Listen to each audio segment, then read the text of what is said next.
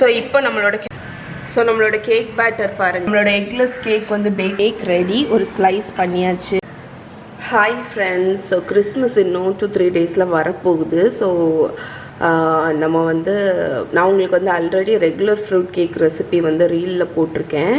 And வீடியோவும் நான் create பண்ணியிருக்கேன். Normal traditional fruit cake egg வச்சு பண்ணுறது. நிறைய பேர் அந்த வீடியோவில் வந்து எனக்கு கமெண்ட் கொடுத்துருந்தது எக்லெஸ் ஆப்ஷன் போடுங்க அப்படின்னு. ஸோ இன்றைக்கி நம்ம பண்ண போகிறது கிறிஸ்மஸ் கேக் எக்லெஸ்ஸாக பண்ண போகிறோம். ஓகே, ஃபஸ்ட்டு இதுக்கு தேவையான இன்க்ரீடியன்ட்ஸ் எல்லாம் என்னன்னு சொல்லிடுறேன். இது பார்த்திங்கன்னா நான் வந்து ட்ரைடு ஃப்ரூட்ஸை வந்து அதாவது கருப்பு சீட்லெஸ் கிஸ்மிஸ்ஸு, டூட்டி ஃப்ரூட்டி, செரி, ட்ரைடு ஆரஞ்சு, அதுக்கப்புறம் டேட்ஸு, ஏப்ரிகாட், ப்ரூன்ஸ் எல்லாத்தையும் 1 மந்த்துக்கு முன்னாடியே பார்த்திங்கன்னா ஆல்கஹால் 1 கப் ரம்மில் வந்து சோக் பண்ணி வச்சுருக்கேன். இப்போ நம்மளோட ஃப்ரூட்ஸ் வந்து செம்ம ப்ளம்பாக இருக்குது பாருங்கள். நல்ல ரிச்சாக ஃப்ரூட்டியாக அந்த ஆல்கஹால் எல்லாத்தையும் அப்சர்வ் பண்ணியிருக்கு. சப்போஸ் நீங்கள் நான் ஆல்கஹாலிக்காக பண்ணணும்னு நினச்சிங்கன்னா நீங்கள் வந்து ஆரஞ்சு ஜூஸ் கூட ஊற்றி சோக் பண்ணலாம். அப்படி இல்லைன்னு நினச்சிங்கன்னா, இப்போ சப்போஸ் நீங்கள் இன்ஸ்டண்ட்டாக பண்ணணும்னா ஃப்ரூட் சோக் பண்ணல அப்படின்னு நினச்சிங்கன்னா, நீங்கள் எல்லா ஃப்ரூட்ஸையும் ஒரு சாஸ்பேனில் எடுத்துகிட்டு 1 கப் ஆரஞ்சு ஜூஸோ ரெட் வைனோ ஊற்றி ஒரு 3-4 மினிட்ஸ் நல்லா பாயில் பண்ணிவிட்டு ஆஃப் பண்ணி கூல் பண்ண விட்டுருங்க. இந்த ட்ரிக்கு மூலமாட்டு உங்களுக்கு ஃப்ரூட்ஸ் வந்து சோக் பண்ண சாஃப்ட்னஸில் வந்துடும். ஆனால் வந்து இன்ஸ்டண்ட்டாக நீங்கள் யூஸ் பண்ணிக்கலாம். ஓகே, ஸோ இந்த இதில் எந்த ஆப்ஷன் வேணாலும் நீங்கள் யூஸ் பண்ணிக்கோங்க. ஸோ இதுக்கு வந்து 2 கப்ஸ் வந்து மைதா மாவு எடுத்திருக்கேன். அதுக்கப்புறம் 3/4 கப் வந்து சுகர்.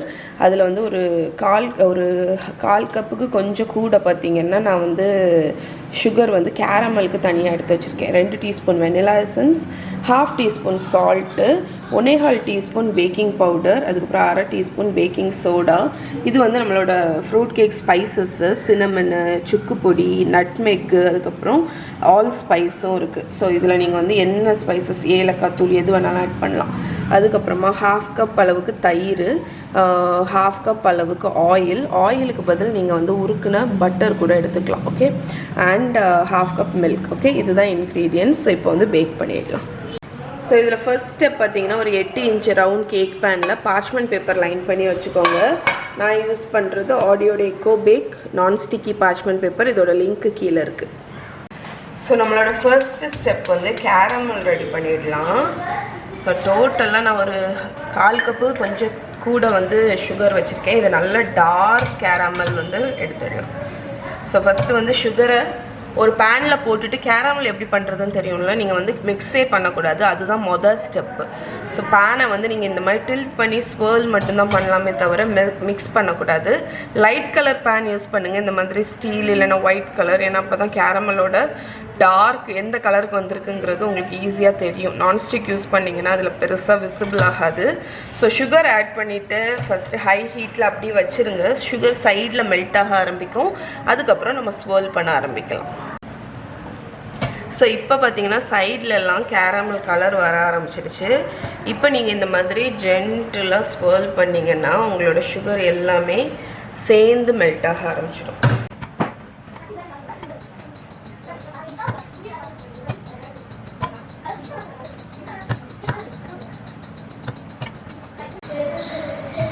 ஸோ இப்போ நம்மளோட கேரமல் நல்லா ஸ்மூத்தாக இதாகிடுச்சு. கலரும் பாருங்கள் நல்ல டார்க் கலர் வந்துடுச்சு. இந்த கலரில் நான் அடுப்பை ஆஃப் பண்ணிவிட்டு தண்ணி ஒரு 1/4 கப் தண்ணி வச்சுருக்கேன். அந்த தண்ணியை ஆட் பண்ணுங்கள். கேர்ஃபுல்லாக ஆட் பண்ணுங்கள், ஏன்னா இது ஸ்ப்ளாட்டர் ஆகும்.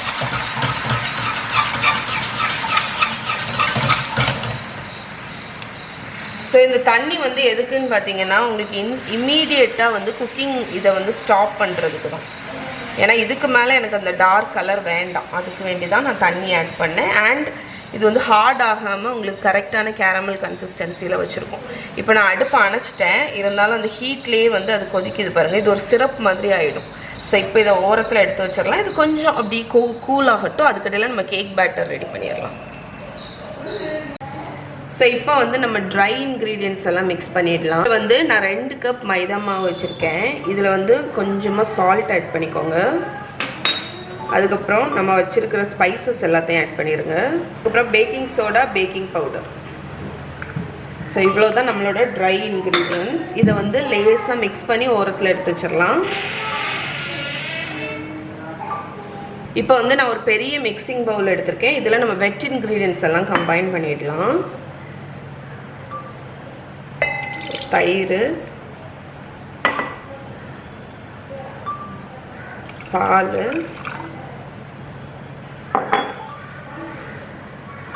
அதுக்கப்புறம் நம்மளோட ஆயில், வெனிலா எசன்ஸ், நம்மளோட சுகர். அவ்வளோதான், எல்லா இன்க்ரீடியன்ஸும் ஆட் பண்ணியாச்சு. இப்போ இதை நல்லா மிக்ஸ் பண்ணிடலாம். ஸோ இந்த சுகர் வந்து நல்லா கரையணும், அது வரைக்கும் மிக்ஸ் பண்ணுங்கள். ரொம்ப டைமெல்லாம் ஆகாதுங்க, ஒரு 1 minute ஆகும், அவ்வளோதான். இப்போ நம்மளோட சுகர் எல்லாமே கரைஞ்சாச்சு. இப்போ ட்ரை இன்க்ரீடியன்ஸை இதில் ஆட் பண்ணிடலாம். இந்த ட்ரை இன்க்ரீடியன்ஸ். ஸோ இதுக்கு கூடயே நம்மளோட ட்ரை ஃப்ரூட்ஸ் இருக்குல்ல, அதையும் ஆட் பண்ணிடலாம். நம்ம ரம்மில் சோக் பண்ணி வச்சுருக்கிற ட்ரை ஃப்ரூட்ஸ் அண்ட் கேரமலையும் ஆட் பண்ணிடுவோம்.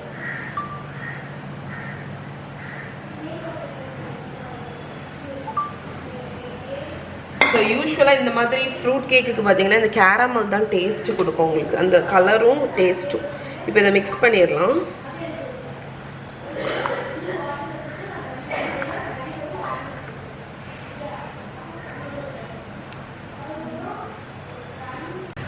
ஸோ நம்மளோட கேக் பேட்டர் பாருங்கள், ஃப்ரூட்ஸ் வந்து அவ்வளோ பேக்டாட்டு செம்மையாக இருக்குது பாருங்கள். நீங்கள் வந்து இதில் உங்களுக்கு ரொம்ப ஃப்ரூட்ஸ் பிடிக்காட்டி நீங்கள் குறைச்சி கூட நீங்கள் ஆட் பண்ணிக்கலாம். டோட்டலாக ஒரு 2 to 2.5 கப் அளவுக்கு ட்ரை ஃப்ரூட்ஸ் ஆட் பண்ணியிருக்கேன். ஓகே, ஸோ நம்மளோட கேக் பேட்டரை நம்மளோட ப்ரிப்பேர்ட் கேக் பேனில் ஆட் பண்ணிடலாம்.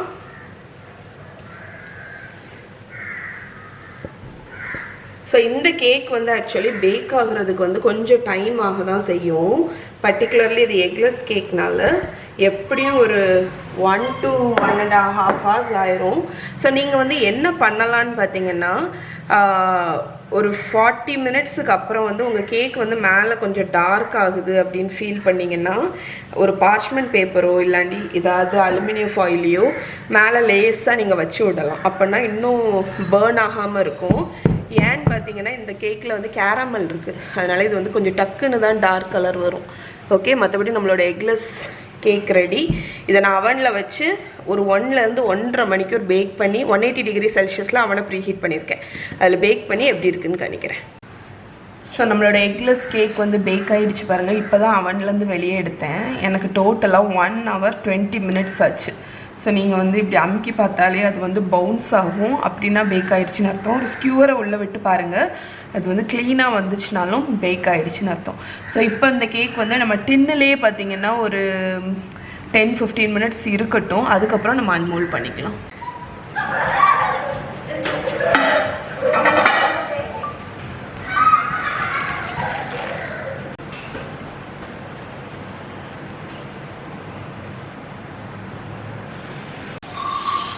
ஓகே ஃப்ரெண்ட்ஸ், இங்கே பாருங்கள் நம்மளோட எக்லெஸ் ஃப்ரூட் கேக் ரெடி. ஒரு ஸ்லைஸ் பண்ணியாச்சு, எவ்வளோ மாய்ஸ்ட்டாக இருக்குது பாருங்கள். இதோட ஃபுல் ரிட்டன் ரெசிபியோட லிங்க் வந்து நான் கீழே கொடுக்குறேன், மறக்காமல் செக் பண்ணுங்கள். அண்ட் இந்த கிறிஸ்மஸ்க்கு இதை ட்ரை பண்ணிங்கன்னா எப்படி இருக்குன்னு சொல்லுங்கள். Okay, moist eggless fruit cake.